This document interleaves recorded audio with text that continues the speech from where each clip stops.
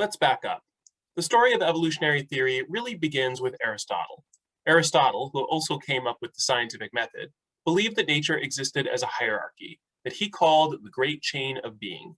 Rocks were at the bottom, and within rocks, diamonds were better than sapphires, which were better than semi-precious stones, which were better than your everyday rocks. Plants were higher than rocks, and animals were higher than plants. You get the idea. This set up our modern system of discrimination too, since men were better than women and kings were better than peasants. Importantly, these beings did not change over time, but they are all connected. The Bible refers to species as kinds. God made the wild animals of earth of every kind, and the cattle of every kind, and everything that creeps upon the ground of every kind, and God saw that it was good. Human beings were clearly created separately, and death only started after Adam's sin.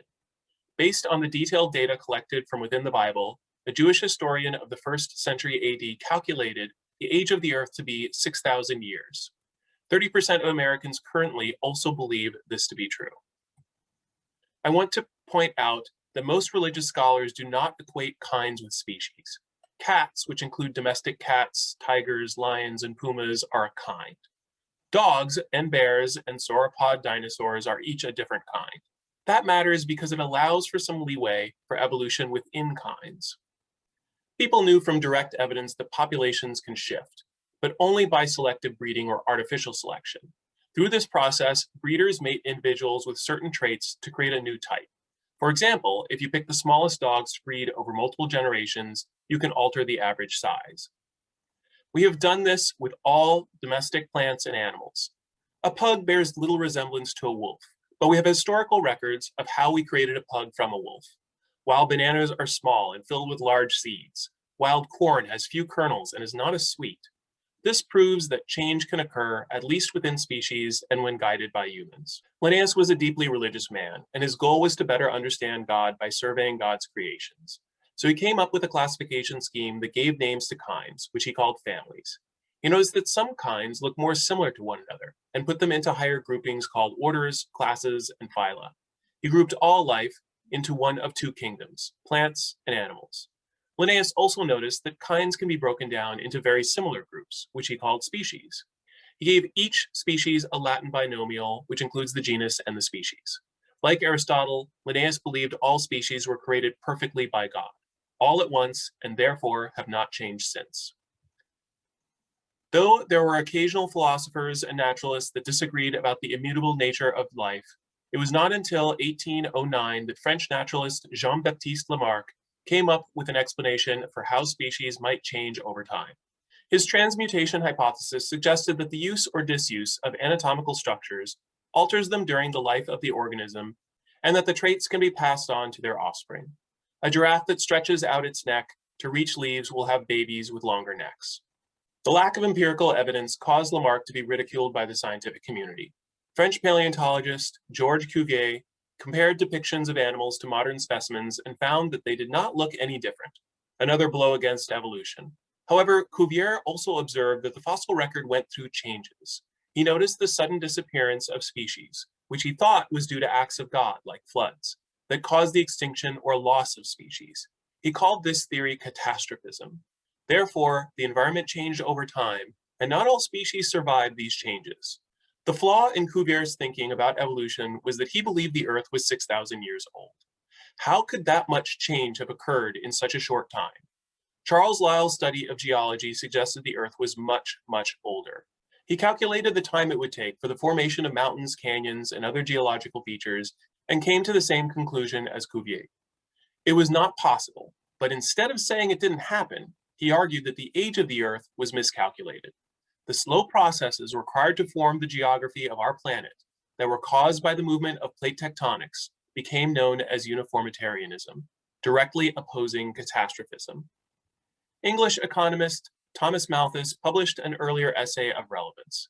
He predicted that populations would grow exponentially, whereas resources grew in a linear fashion, such that populations will eventually run out of enough resources for all individuals to survive. When the population gets too high, it leads to starvation, the spread of disease, and war, which in turn causes the population to crash. Does it seem like this prediction is maybe coming true right now? And along came Charles Darwin, who read Malthus and Lyell and proposed a mechanism for evolution called natural selection, which he described first in his book On the Origin of Species. Darwin claimed that all species, even humans, change over time and are descended from a common ancestor. The catastrophes that Cuvier observed and the death that Malthus predicted were selective agents, eliminating the less fit individuals from a population. His publication revolutionized Western thought by rejecting determinism and decrowning humans as being separate from animals. Darwin came up with his theory while aboard a ship called the HMS Beagle that spent 5 years surveying the coastlines of southern continents. His job was to collect museum specimens for England. His observations in the Galapagos Islands were particularly important to the formation of his ideas. I traveled there recently, and one of the first things you notice is that none of the animals are afraid of people, making it very easy to observe them closely. On each island, Darwin saw a different species, and each was adapted to the specific environment of that island. Finches, lizards, mockingbirds, and tortoises all showed the same pattern. Darwin hypothesized that each group came to the island from the mainland as a single colonization. The population of each island grew with little movement between islands. Individuals within populations are not identical clones. Any environmental change in local climate, geography, predators, food, or other resources may favor individuals with certain traits, and more importantly, kill those without those traits.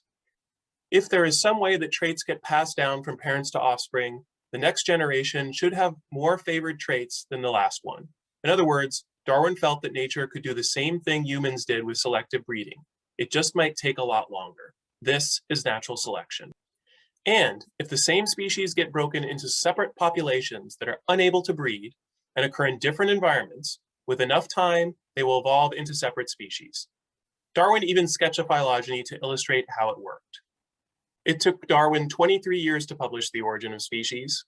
He originally wanted it to be 3 volumes, but he received a letter from Alfred Russel Wallace describing a theory identical to natural selection, which forced him to finish the book and get it published before Wallace could. Let's consider each part of Darwin's theory of natural selection. What evidence is there that species naturally vary? All you need to do is compare individuals of any species to see this is true. Each of us is unique. Of course, Darwin had no idea what caused this. He also had evidence that traits are inherited because he bred pigeons. Anyone who breeds animals can tell you this is true, though once again, Darwin did not know how. He was unaware of genes, DNA, or Mendel, even though he owned a copy of Mendel's monograph, which described inheritance. It was not popularized until both were dead. What did Darwin mean when he said the fittest survive? Evolutionary fitness is measured by the number of offspring that you produce, which survive long enough to reproduce themselves. If you die before you reproduce, your fitness is 0. If you live a long time, but cannot find a mate, your fitness is still 0. So each generation is made up of the offspring of the most successful parents. And Darwin realized that it isn't just the ones that survive the longest that are the most fit. You also must find a mate, and females are quite picky. They prefer males that are brightly colored, a sign of health, and have a lot of energy, as evidenced by the larger muscles and louder calls. He called this mechanism for evolution sexual selection, and sometimes natural and sexual selection conflict with one another. A brightly colored peacock with large tail feathers is going to have a tough time escaping predators, but if it can, it will attract many females. Proof also comes from the fossil record, which shows transitional forms. Fossils were originally called missing links by Aristotle because they linked together the great chain of being. Archaeopteryx, a transitional form between a bird and a reptile, and a cyanodont, which is between a mammal and a reptile, were both discovered in 1861, just 2 years after The Origin was published. Unfortunately, the misperceptions that organisms were morphing from one species to another and that evolution was determined to reach perfection made the theory either seem confusing and unrealistic or as providing evidence for the superiority of certain races. Since Darwin, evidence has grown substantially for the interrelatedness of all species. You can pick any organism, and I can tell you what its closest relative is, and what each of its ancestors looked like. We have a good hypothesis for the tree of life. New transitional forms continue to be discovered, like Lucy, which links us to other primates. The discovery of DNA and the invention of computers were revolutionary. We call this newer and more detailed explanation of evolution the modern synthesis. With it, scientists can explain in detail how species evolve. And new ideas continue to shape how we understand evolution. Remember Cuvier's catastrophism? Stephen Jay Gould took the pattern as evidence that evolution does not always occur gradually as Darwin described. Under Gould's theory of punctuated equilibrium, when you zoom out on phenotypic change over time, you see that species don't change much for long periods because environments don't change drastically very often. Then something happens and there is a quick shift. I want to end with some examples of evolutionary stories. Let's start with crabs. There are 6,700 species that range from fiddler crabs to hermit crabs to king crabs. They all look similar, but when you look closely and create a phylogeny for the group, you discover something cool. Crabs evolved at least 5 times from ancestors that were less crabby, like lobsters and shrimp. These crab-like taxa are shown in orange on this phylogeny. Thus, carcinization, the process of becoming crab-like, has occurred several times. Why? Well, there must have been similar selective pressure for toe-grabbing detritivores that like hiding under rocks. Organs that do not get used take time to disappear, so we find vestiges of their existence. For example, male pythons have little spurs on their sides that link to pelvic bones. These bones are vestigial, meaning that they don't serve much of a purpose anymore, but they still exist because snakes came from ancestors that possessed legs and pelvic bones. Every detail of an animal matters.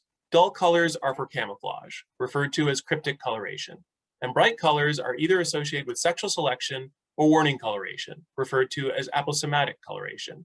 Some species are cheaters that evolve to pretend to be toxic when they actually are not. This is called Batesian mimicry. Others have evolved to look identical because they are both toxic and benefit one another by increasing the chance a predator will recognize pattern as a warning.